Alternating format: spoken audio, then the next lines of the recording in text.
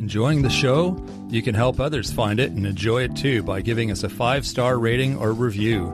If you feel like reaching out to us with a question or comment, you can send us an email at mywifetherd@gmail.com.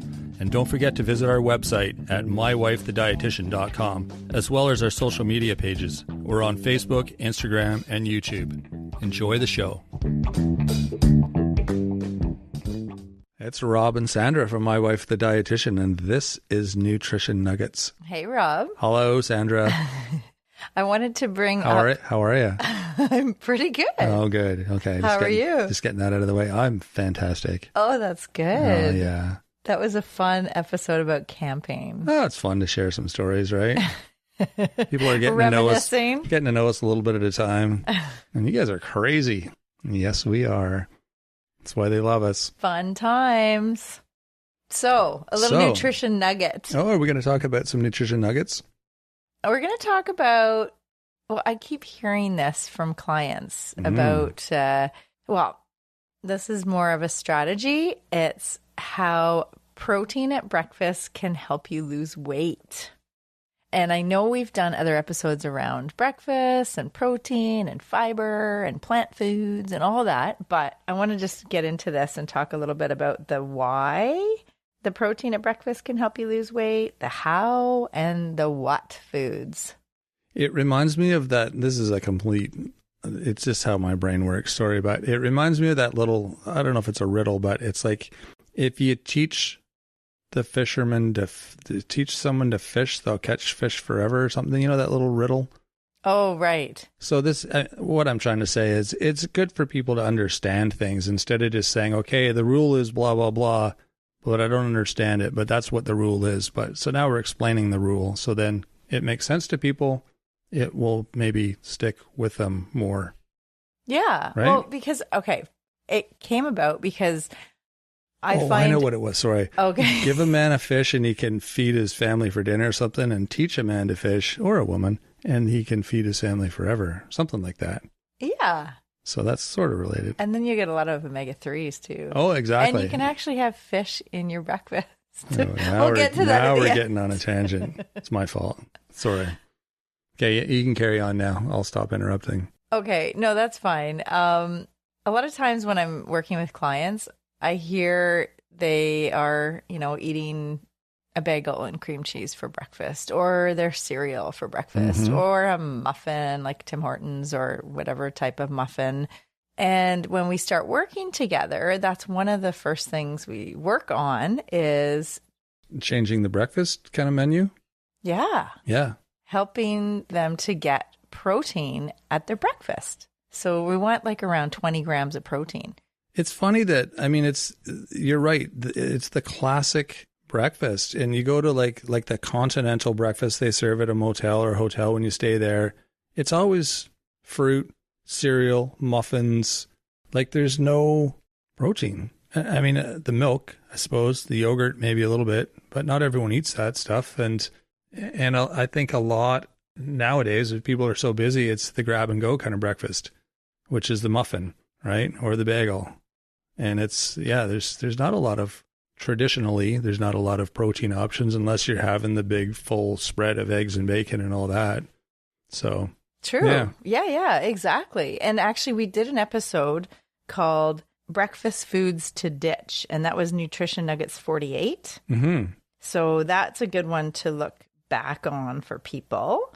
And I mentioned what I'm saying here too is not just protein. I'm not talking about just having protein for breakfast. What I'm talking about is the reason why including some source of protein at breakfast can actually help you lose weight. So I'm not just saying eat the carnivore diet, as we are watching Andres Ayesta. Yes, he has just started. We interviewed him a few weeks ago. He's just starting his carnivore kind of experiments, his food experiment he's doing. So we'll have him back probably in a month or two once he's finished with his results. But you can follow him on YouTube. Check him out on YouTube. It's an interesting experiment he's doing. It's Andres Ayesta. Planos Nutrition, and it's episode 175 where we interviewed him recently.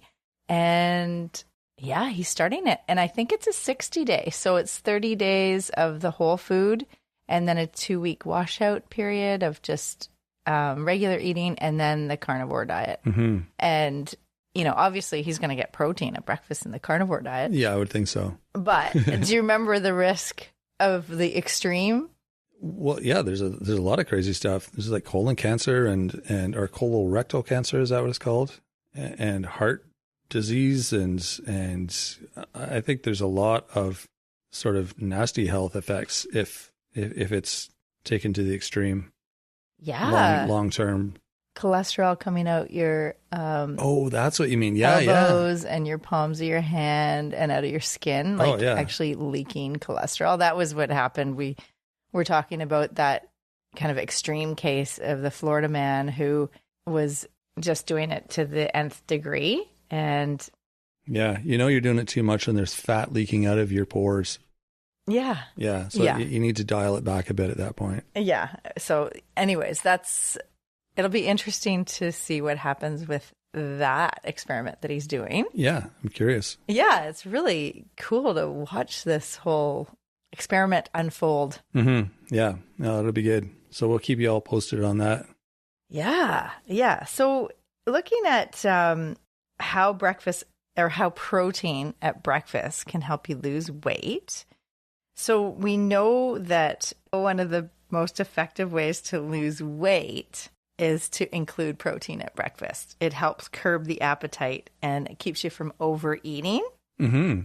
And it actually helps reduce blood sugar rise along with fiber and fat in a meal. So when my clients are talking about just having like a sugary cereal for breakfast or bagel and cream cheese or a muffin, there's not much protein in that. There's not much fiber.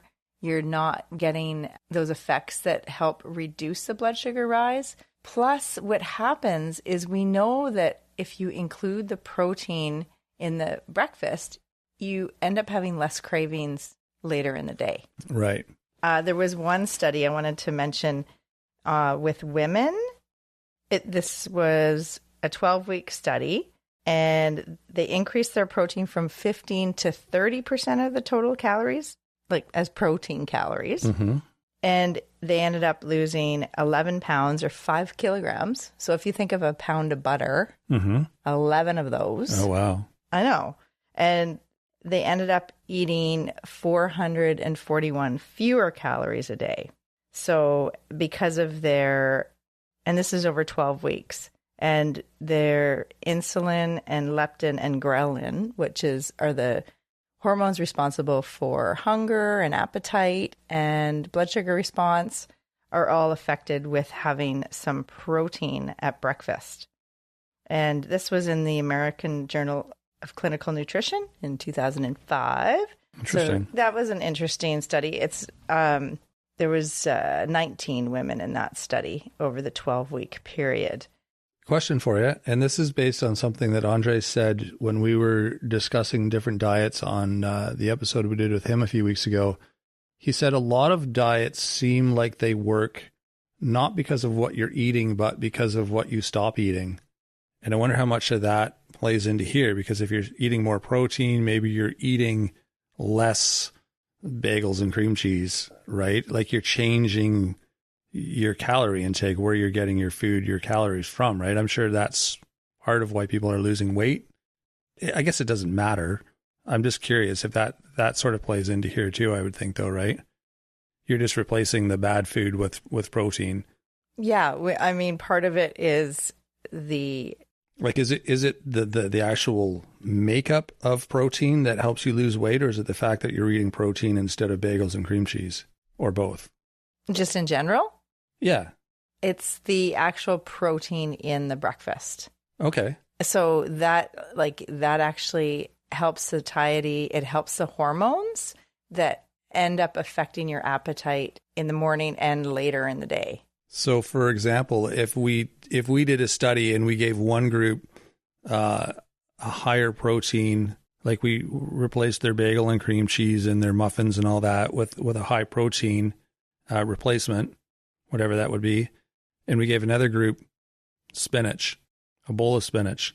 Both would lose weight because they're not eating their muffins and all that stuff, right? But there's something maybe about the protein group that has more benefits because it's protein. That's kind of what I'm asking. Yeah, exactly. Well, like protein specifically. Yeah. Protein at breakfast is one of the most effective ways to lose weight because of the satiety. You eat protein. That's why the carnivore diet, I think that's why a lot of people are enjoying it, because protein is so filling. Mm-hmm. Unlike spinach, because the spinach person would be hungry at 10 o'clock probably, right? They'd be hungry at 9 o'clock. 8. Yeah, after they finish their bowl of spinach, they'd be like, okay, what's next? Yeah, I mean, as I said, it's really important to have fiber also. I mean, spinach with eggs, if we're going to jump to the that would be great, and I really think not just having eggs for breakfast, because I mean, that's a good recommendation, is including eggs. That's one of the most common protein-rich breakfast foods in North America. Totally. And that's great, but mix it up, like have maybe with some veggies and some whole grains. Mm-hmm. You don't have to have just eggs. Right. Like variety is really important, and having the balance on the plate. So that's good too. Another study showed that increasing protein to 25% of the total calories reduced late night snacking by half and reduced the obsessive thoughts about food by 60%. So that was a study in Obesity Journal in 2011. Those are suggestions, or those are things people did? Those are like tips? No, sorry. This is another study I'm talking about, that It was in men who were overweight with a BMI of 31.5, and their average age was 47, and there's 27 men. And when they increased the protein calories in their diet to 25% of the total calories. I see. That way of eating reduced their late night snacking by half. Those are the results. Yeah. I see. Yeah. Gotcha. Okay. And the most important thing, because we're actually going to interview someone in the near future about why I'm always hungry and thinking about food, because this is something that I get asked a lot. And this is what happens when you're dieting, or when you're restricting, or where you're limiting. You often have obsessive thoughts about food. And so with this study, it actually showed increasing the protein by 25% of total calories, as I mentioned, can actually reduce the obsessive thoughts about food by 60%. So that's a lot. I bet it's because a lot of diets, they starve you. I mean, it's a calorie restriction, or however you say it. You're just not getting enough food, and that's why you're losing weight, but you're hungry, so you're thinking about food all the time. Yeah. Whereas I guess with protein, it fills you up. So, and that classic experiment from World War II, when they took conscientious objectors and put them on a very restrictive calorie diet, it showed that was one of the effects is they were obsessively like talking about recipes, about food, about like, these are men that they had limited access to food. Like they basically were starved in this study. Oh, wow. Like, and they got depressed, and they were obsessively thinking about food all the time. So that's what happens. Like, that's just a good example of when you're dieting, when you're trying to restrict, when you're limiting yourself, you're saying no to food, then what happens is that's all you can think about. Exactly. It's like the don't think about the elephant in the room, or whatever that saying is. Yeah, exactly. Right? Exactly. Yeah. So what did we say? The first point was it helps you be satiated. Like it helps your satiety. It helps the hormone levels. So your hunger hormones and your fullness hormones, like the leptin is a fullness hormone, and the ghrelin is the one that makes you feel hungry. And then the insulin levels are also affected. And then it also affects how much you eat later in the day, and your late night snacking or your cravings later in the day. Right. And it also helps to lose belly fat and body fat. Belly fat and body fat. Well, it actually helps change the body composition when you are losing the weight. So that's what I see with my clients too is, when they start to include protein at breakfast, they see results and they see a change in their body composition. And a lot of people seem surprised, I bet. Yeah.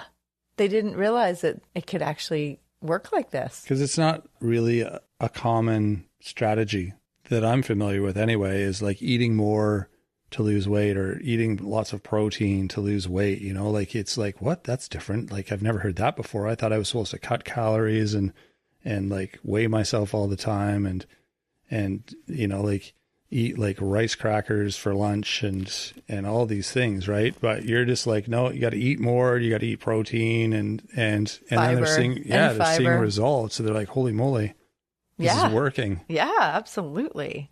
Yeah. Because as I mentioned, like high protein breakfast can reduce appetite and cravings and lose actual fat, like body fat and belly fat. So dietary protein is inversely related to belly fat, meaning the more higher quality protein you eat, the less belly fat you have. Really? Yes. So there was a study of obese Chinese teens showed that replacing a grain-based breakfast with an egg-based meal led to significantly more weight loss over 3 months.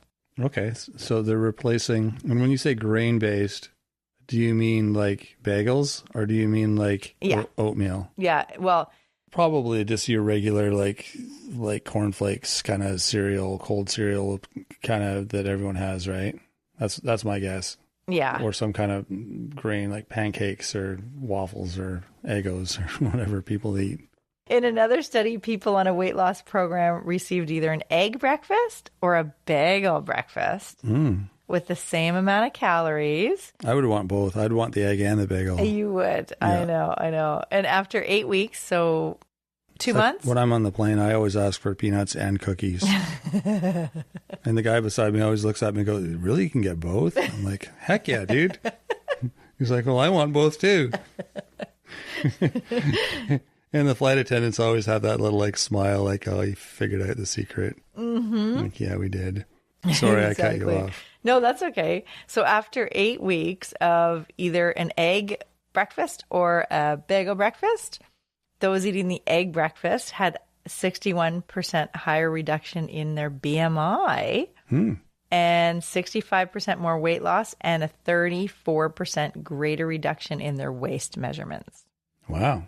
After 8 weeks. Mm-hmm. Wow. Yeah. Well, that's why, like, it's amazing. I see it too all the time. You know, it's that's not a very long time if that's the only thing that changed. That's pretty amazing. I know. Wow. Yeah. Yeah. Exactly. So this is the reason. No wonder eggs are so expensive now. People finally figured out, hey, if I eat just eggs for breakfast, I'm going to lose weight. All the egg manufacturers are like, all right, we better jack the prices up because people figured it out finally. That's one of the main protein-rich breakfasts for sure. Yeah. What are some other ones? Well, I add nuts and seeds to my oatmeal. I mean, that's my protein, but I'm thinking I should be eating more eggs maybe every other day or something. Yeah, I sometimes have eggs. Like I have the oats with tons of, trail mix and nuts and seeds and also eggs. But not in your oatmeal, but you have a small bowl of oatmeal and then some eggs. Yeah. I'll have my eggs at lunch usually, but I try to have them, but I should have them more regularly. Yeah. So scrambled eggs or an omelet. You could put eggs in cottage cheese. That's really high protein. And spinach, like you mentioned, but with the eggs would be good. And also you could do a tofu scramble. Remember Scott Fickerson? Way back. We interviewed him a long time ago. Years ago. We have to get him back on our podcast. Mm-hmm. And he's willing and able. So we got to just do this. But he had a recipe on the blog, and we'll put it in the show notes, a tofu scramble. And that's a great way to get some good protein at breakfast. That works definitely. And you can put some... if you're vegan, you could put tofu and kale and dairy-free cheese. And he's got lots of other yummy vegetables in his recipe there. I think if you're vegan, you know how to eat. Most people who are vegan or vegetarian are pretty good with their recipes. They know where where they're going with their food. Yeah, I agree. They are very intentional with their Well, they have to be. Yeah. Yeah. Hopefully. So what are some other options there? Greek yogurt. So I think you include that sometimes. Sometimes. Not as much as I used to. But yeah, that's definitely a easy breakfast with your granola or your oats, I guess. Yeah. You like the overnight oats. Overnight oats, yeah. Yeah, or you can just make your oatmeal and then have Greek yogurt. Make some morning oats. Yeah, or the cottage cheese, as I mentioned. Another way to add to your breakfast. True. And protein, like a smoothie, would be awesome, right? With protein powder. And it doesn't have to be protein powder. You can add Greek yogurt. You can add cottage cheese. You can add liquid egg, liquid pasteurized egg. Not breaking a raw egg. The one you buy in the carton. My son and I just talked about this morning, about not cracking a raw egg into the blender, or eating a raw egg is not a good idea because the shell can be contaminated. Yeah. Yeah. Well, it's a food safety issue, right? Sure. If you want to put eggs in your smoothie, that's fine. Just buy the liquid pasteurized. So it reduces that risk of food poisoning. There you go. Or, you know what some people do? If they really like cereal, and that's fine. If you like your cold cereal and milk, you can actually increase the protein in your milk. Either buy the high protein milk. You can buy that. It's dairy, high protein milk. Have you seen it? Yeah, we had some. I think, didn't you buy that one time? Yeah. Sounds familiar. Yeah. Yeah. Or you can add protein powder into your milk, like mix it up before you have your cereal. Or you can... It's like a cereal smoothie. It'd be like adding cereal to your smoothie, which doesn't sound good, but when you're adding protein powder to your cereal, that's maybe sounds a bit more attractive. It's kind of funny. It's all perspective. Anyway, carry on. Well, and I think part of the issue sometimes are people use plant-based alternatives, and a lot of them, and that was our original episode. Yeah, they're like raving about them, but they have no protein. They don't have anything in them, a lot of them. A lot of them. It's weird. Yeah, exactly. Like if you're buying like almond milk or coconut milk or rice milk, like they're great for allergies because they're very, low allergenic, but they don't have much protein. So soy milk is better for protein if you need a plant-based alternative, and oat milk has a little bit hemp milk a little bit, but you can add protein powder to your milk. But the point is, if you're having cereal and milk, try to get a bit more protein in that, and berries, like have some, round out that breakfast. And I know we've talked about fiber and plant foods, so that's another thing to think about when you're eating your breakfast. Yeah. Breakfast foods seem so one-dimensional. Yeah. Like we said in the beginning, they're just like a bagel and cream cheese or a muffin, and a lot of times they're just straight up carbs. And that's a waste of an opportunity. Waste of a meal. And it's your first meal of the day, and you're just like like eating a bag of chips for breakfast. And your body is really good in the morning at processing, like your body. Sanders had a glass of wine, so the words are coming out a little slower than normal. No, you're taking that out. I'm sorry. No, I'm leaving that in. No. Hey, what are you trying to say? Your body is just all geared up, ready to process nutrients, and you're giving it nothing. Yeah, it's like our dog. It's like our dog in the morning when we get him out of the crate, and he's all like wired and ready to go, and we're like, okay, we got to work. We can't do anything for 3 hours, and he's just like, what do you mean? I'm ready to go now. Let's go. Right? That's what your body's like in the morning. It wants good, solid, good nutrition. Yeah, absolutely. Exactly. And it actually processes carbs really easily in the morning. Like the insulin response is better in the morning than later in the day. And so there's just like a lot going on, and it's a good opportunity to feed yourself well. And I know a lot of people are busy in the morning. They jump out of bed and they don't eat, but it's really important. Yeah. And we've discussed that before. The whole not eating thing. People think, I'll lose weight. I'm not eating. I'll wait till later. But yeah, no, refer to our episode on eating breakfast, what was the one? It's better to eat breakfast than not eat breakfast, or... Oh, it was called episode 171, Break the Fast and Fuel Your Day. There you go. Yeah. But, recommendations to eat or skip breakfast often have no effect on weight, except if it's a high protein breakfast. It does have an effect on weight. There you go. High protein and fiber. Perfect. Keeps you feeling full and satiated and helps prevent cravings and overeating later in the day. Awesome. There's your tip for the day, for the week. If you want more tips, join our newsletter. We're getting lots more people signing up for that, which is great. Sign up for our newsletter on our website. It's mywifethedietitian.com. You can also send us your questions. We love answering listener questions. It's mywifethed@gmail.com. We'll answer your question on the show, turn it into a whole episode and that sort of thing. So don't be shy. Let us know what's on your mind. Because if you have that question, somebody else does too. You can also find us on Facebook, Instagram, and YouTube. Feel free to reach out to us there as well. And if you like the show, let us know. We love hearing your feedback. You can rate and review the show. You can share with a friend. That's another great way to help us out. And help your friend out. Exactly. Help your friend out, for goodness sakes. That's what friends are for, right? You got to help your friend out. Sharing is caring. It is. Exactly. So there you go. That is it for this week. We will be back next Monday with a full episode. So until then, have a fantastic week, everyone. Thanks for joining us today on My Wife, the Dietitian. If you like what you heard, don't be shy. Leave us a comment or review, and be sure to share our podcast with your friends. If you'd like to hear more, hit that subscribe button. You can also follow us on our social media pages for updates, episode trailers, and other odds and ends. For more info and links on what we discussed on today's episode, check the show notes. We'll be back next week with another informative and fun-filled episode.